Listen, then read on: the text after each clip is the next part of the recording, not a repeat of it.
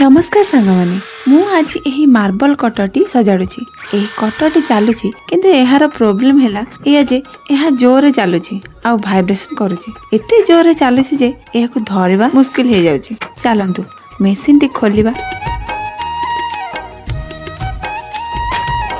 देखंतु मेसिन खोलला परे देखिली जे आर्मेचर रो कूलिंग फैन रो गोटे पत्र भांगी जाइची। एही देखंतु मो किपरि आर्मेचर रु फैन काढिकी आउ गोटे नुआ फैन किपरि पकाउची देखंतु।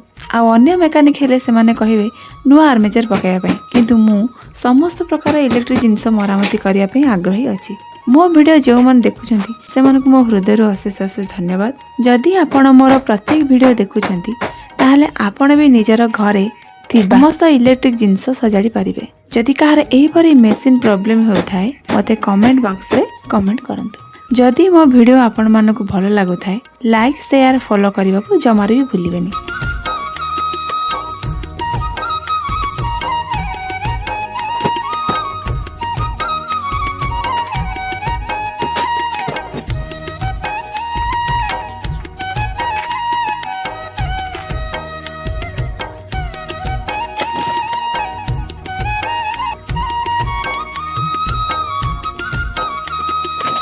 आपणकर टिके भल पाइबा मते आगो को नेबारे सहाय्य करिवो। आहुरी नुआ नुआ वीडियो आनिबा पई। रहुची जय जगन्नाथ।